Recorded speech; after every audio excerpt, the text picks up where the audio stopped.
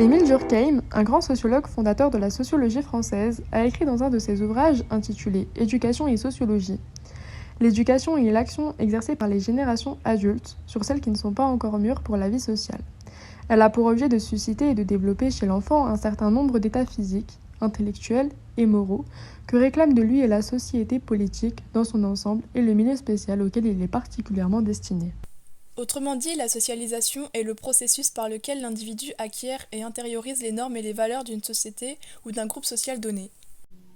Mais est-ce que ce processus ne serait-il pas impacté par les différents facteurs qui créeraient une socialisation différenciée ?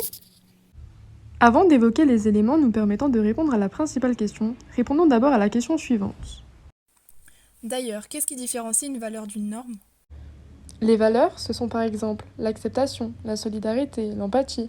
Ce sont des principes, des idéaux qui sont partagés par les individus, qui vont par ce biais légitimer des normes.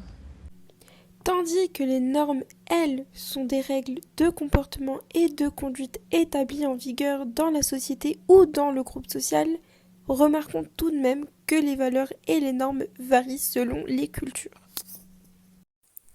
Enfin, pour répondre à notre question principale, il est tout d'abord important de souligner que lors du processus de socialisation, l'individu acquiert et intériorise des normes et des valeurs par deux modes différents, soit l'inculcation, soit l'imprégnation.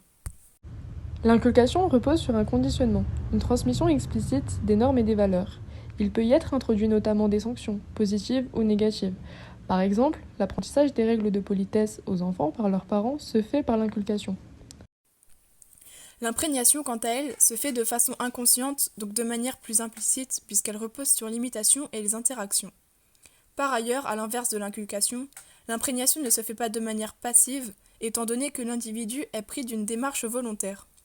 Généralement, à l'enfance, l'imprégnation a tendance à passer par le jeu, par exemple jouer à la poupée, c'est reproduire les comportements parentaux afin qu'au moment venu, les gestes et les attitudes soient ceux qui sont attendus par la société. Mais bien évidemment, notons que l'imprégnation n'est pas propre à l'enfance et s'opère quotidiennement tout au long d'une vie. La socialisation implique différents agents qui vont chacun participer de manière différente à la socialisation de l'individu. Leur rôle vont être de rendre les individus aptes à vivre en société. Ces agents vont être la famille, soit le premier agent à qui va être confronté l'individu au cours de sa vie, puis viendra ensuite l'école.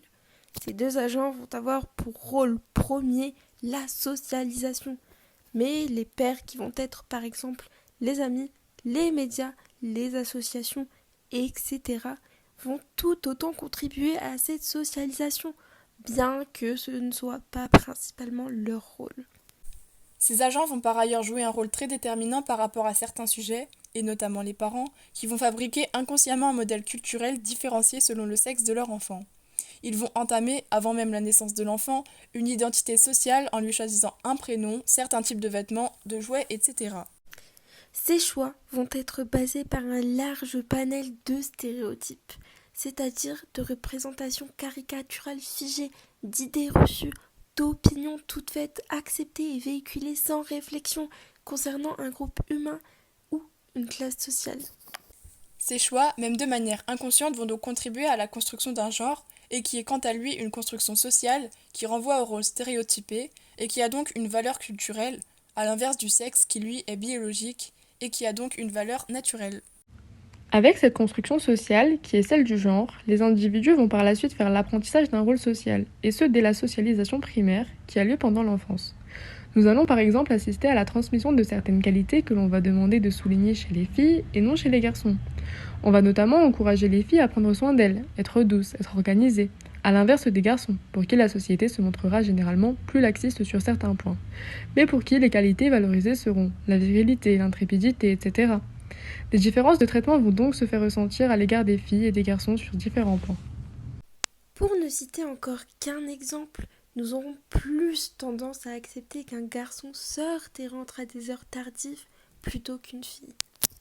Ces différences de traitement vont creuser les inégalités et vont se faire d'autant plus ressentir à la phase secondaire de la socialisation qui va débuter à l'adolescence et va s'étaler jusqu'à la fin de notre vie.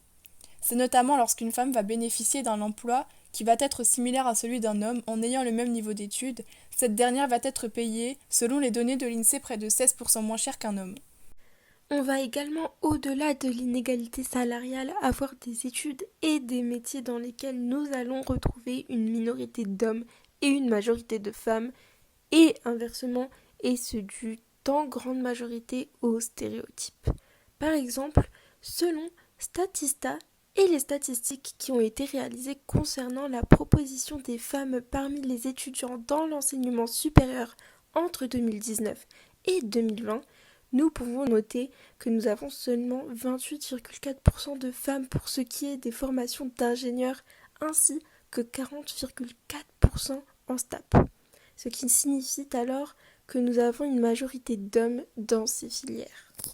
A l'inverse, nous relevons 84,4% de femmes faisant des études dans le paramédical et le social, ou encore près de 70% de femmes en université de langue, lettres et sciences humaines.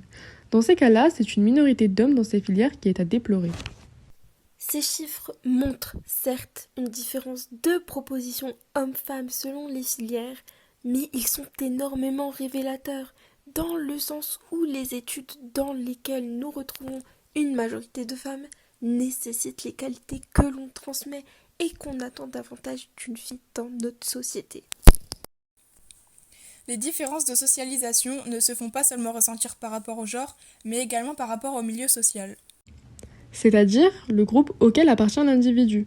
Il est défini à partir de caractéristiques socio-économiques qui sont profession, niveau de diplôme, revenus des individus, etc. Les différences que l'on peut retrouver au cœur des milieux sociaux différents vont être notamment dans les modes de vie. Dans un milieu aisé et dans un milieu populaire, les normes et les valeurs transmises ne seront pas les mêmes. On va par exemple retrouver des différences de langage entre les deux milieux ou bien même encore dans la façon de s'alimenter.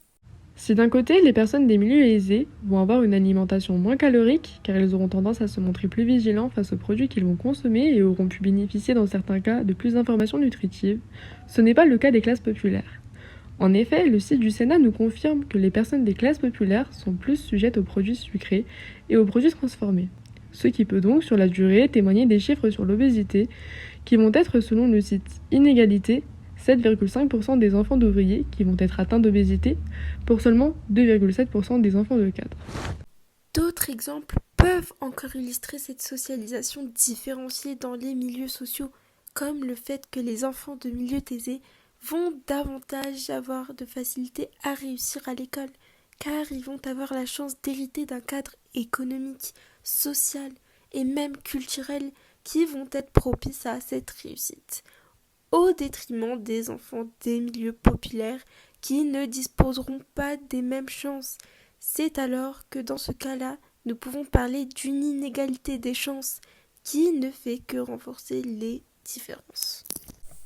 À travers ces multiples exemples, nous avons pu voir que la socialisation était grandement impactée par différents facteurs, qui sont ici le genre et le milieu social, que leur impact n'était pas négligeable et qu'à partir d'eux, une socialisation différenciée se faisait grandement remarquer. Mais nous ne sommes pas sans espérer qu'un jour ces différences s'estomperont et que les moyens, peut-être, de les dénoncer, comme a pu le faire la chanteuse Angèle dans son titre « Balance ton quoi », dans lequel elle dénonce le sexisme et l'inégalité homme-femme. Ou encore le rappeur Kerry James, qui dans son titre Banlieusard dénonce les inégalités sociales et y place les responsabilités individuelles, avec pour souhait que les jeunes issus de milieux populaires ne se renferment pas sur les inégalités auxquelles ils doivent faire face au quotidien. Même si tu parles mal des filles, je sais qu'au fond t'as compris. Balance ton quoi, un jour peut-être ça changera. Balance ton quoi. On n'est pas condamné à l'échec. Voilà le chant des combattants, banlieusards et fiers de l'être. J'ai écrit l'hymne des battants, ceux qui ne font pas toujours ce qu'on attend. D'eux qui ne disent pas toujours ce que l'on veut entendre. D'eux, parce que la vie est un combat. Pour ceux d'en haut comme pour ceux d'en bas. Si t'acceptes pas ça, c'est que t'es qu'un lâche. Lève-toi et marche.